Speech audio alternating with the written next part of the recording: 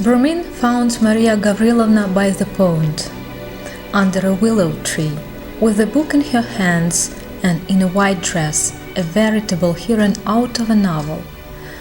After the initial exchange of questions, Maria Gavrilovna deliberately failed to keep up the conversation, thereby heightening the mutual embarrassment from which the only escape was a sudden and decisive declaration. And indeed, Burmin, feeling the awkwardness of his situation, announced that he had long been seeking an opportunity to open his heart to her, and requested a moment's attention. Maria Gavrilovna closed her book and cast her eyes down, as a sign of consent. "I love you," said Burmin. "I love you passionately." Maria Gavrilovna blushed and lowered her head even further. "It has been imprudent of me to indulge in the enchanting habit of seeing you and listening to you daily." Maria Gavrilovna remembered St. Paul's first letter. "It is now too late to struggle against my fate. Your memory, your dear incomparable image, will remain both the torment and the joy of my life. But I must still perform my painful duty of revealing a horrible secret to you, and placing an insurmountable barrier between us." "It has always been there," interrupted Maria Gavrilovna intensely. "I could never be your wife." "I know," he answered softly. "I know you loved at one time, but death and 3 years of grieving. Dear, kind Maria Gavrilovna, don't try to deprive me of my last solace. The thought that you would have agreed to make me happy if... Keep silent. For heaven's sake, keep silent. You are lacerating my heart. Yes, I know. A sense that you would have mine. But I am the most unhappy creature. I am married." Maria Gavrilovna looked at him in astonishment.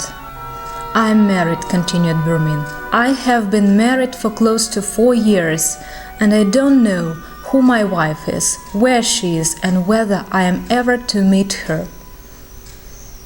"What are you saying?" exclaimed Maria Gavrilovna. "How strange this is! But continue. I'll tell you afterwards. Please continue." "At the beginning of 1812, related Burmin, I was hurrying to Vilna, where my regiment was stationed. Late one evening, I came to a post station and was about to have fresh horses harnessed when a terrific blizzard blew up. Both the station master and the drivers advised me to stay until it passed over. I followed their advice, but an inexplicable restlessness took hold of me. It was almost as if somebody was pressing me forward. Although the blizzard had not abated, I could not wait any longer. I had the horses harnessed again and rode off straight into the storm. The driver took it into his head to go on the ice of a river, which was supposed to shorten our route by 3 versts. The banks were piled high with snow, and the driver missed the point where one could get back on the road. We ended up in an unfamiliar place. The storm was not letting up. I saw a faint light and ordered the driver to head for it. We entered a village. The light came from the wooden church. The church was open. Several sleighs stood behind the fence. People were going up and down the porch. "Here, here!" shouted several voices. I told the driver to drive after them.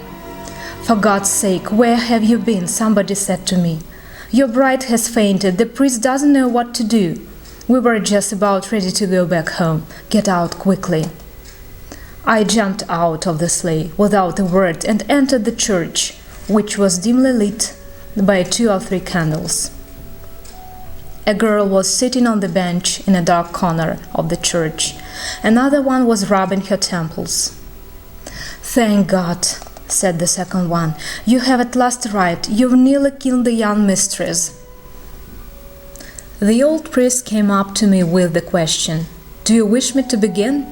"Yes, do, Father. By all means do," I answered absently.